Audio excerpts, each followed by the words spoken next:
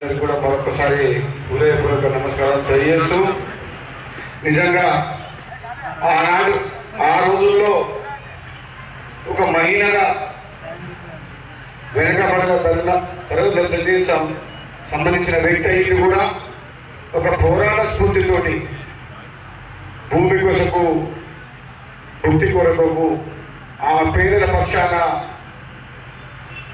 దొరలకు వ్యతిరేకంగా పోరాటం చేసిందంటే ఈరోజు ఇప్పుడు కూడా మనం గుర్తు చేసుకుంటే ఆ జీవితం సార్థకమైపోయింది, జీవితం ధన్యమైపోయింది.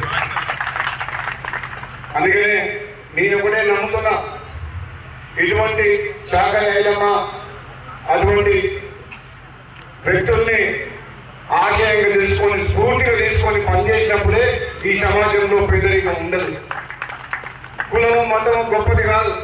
చాలా మంది నేను గొప్ప కులంలో ఉంటారు,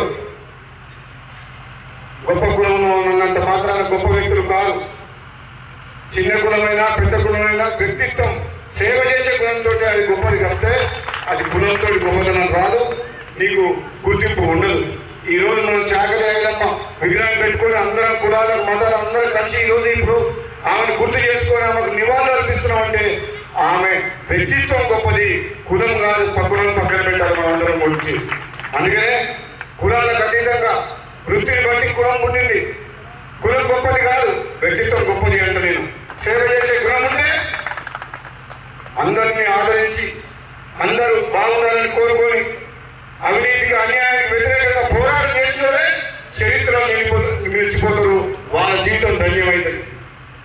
ఇప్పుడున్న రాజకీయ నాయకులు అందరూ కూడా చాకలి ఐలమ్మ లాంటి అటువంటి వీరవనిత ఎంతో మంది అప్పటి నాయకులు స్వతంత్ర సమర యోధులు కానీ భూస్వాములకు వ్యతిరేకంగా పోరాటం చేసిన వ్యక్తుల్ని మనం రాజకీయాల్లో ఉన్న వ్యక్తులు స్ఫూర్తిని తీసుకొని పనిచేయాలని చెప్పేసి కూడా ఈ సందర్భంగా చెప్తున్నాం. పదవులు శాశ్వతం కాదు, అధికారం శాశ్వతం కాదు. మనం అధికారం కోసం పనిచేయకూడదు, పేదల కోసం పనిచేయాలి. పదవి ఉన్నా లేకున్నా వ్యక్తిత్వం బాగుంటే సేవ చేయొచ్చు. ఏ పదవిలో ఉన్నా ఏ పార్టీలో ఉన్నా ప్రజల కోసమే ఆలోచించాలి. ఇప్పుడు మన పేదరికంలో ఉన్న అభివృద్ధికి నోచుకొని పేదలకు అండగా ఉండి మునుగోడు నియోజకవర్గాన్ని అభివృద్ధి చేయడమే ఏకైక లక్ష్యం. రాత్రి పగలనకుండా నిద్రాహారాలు మాని రేపు రాబోయే 3 సంవత్సరాల్లో మునుగోడుని మన తెలంగాణలోని మునుగోడు మోడల్ విధంగా చేయాలి. అది ఒక లక్ష్యం పనిచేస్తలేదు. నాకు వేరే ఏంటంటే ఇప్పుడు నాకు ఒకడే కొడుకుంటే పెళ్ళయింది, నేను ఇప్పుడు నాకేం బాధ్యత లేదు. ఇంకా 15 రోజులు అయితే తాతం కాబోతున్నాం. తాతం కాబోతున్నాం. ఇంకా నాకు ఇంకా పెద్ద బాధ్యత వస్తుంది. ఇప్పుడుగా నా కుటుంబమే మునుగోడు ప్రజలు. మీ అందరికీ ఎన్నో జన్మల బంధం, ఎన్నో జన్మలకు ఇంకా మీరు రుణపడిన కాబట్టి మునుగోడు అనే గౌరవిస్తున్నాను. అలాగే మునుగోడులో ఉన్న ప్రజలు కూడా చిన్నపిల్లలు కూడా రాజధాని ఎంతో అభిమానంతో గుండెలు పెట్టుకున్నాను నన్ను. అందుకని మీ రుణం తీసుకోవాలంటే ఈ జన్మ సరిపోలేమో అనిపిస్తుంది ఒకసారి.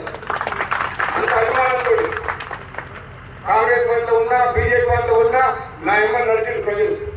కాబట్టి ఈ అభిమానం ప్రేమ మీరు మీ రుణం తీసుకోవాలంటే మీకు అండగా ఉండి ఈ ప్రాంతాన్ని అభివృద్ధి చేసి కష్టాల్లో ఉన్న పేద ప్రతి ఒక్కరికి కూడా మీరున్నారని ధైర్యం చెప్పి రాబోయే రోజుల్లో మీ కష్టాల్లో కన్నీళ్ళలో ఒక కుటుంబ సభ్యులాగా పాల్గొనుకొని మీ కష్టాలపై మీరు సంతోషంగా ఉండే విధంగా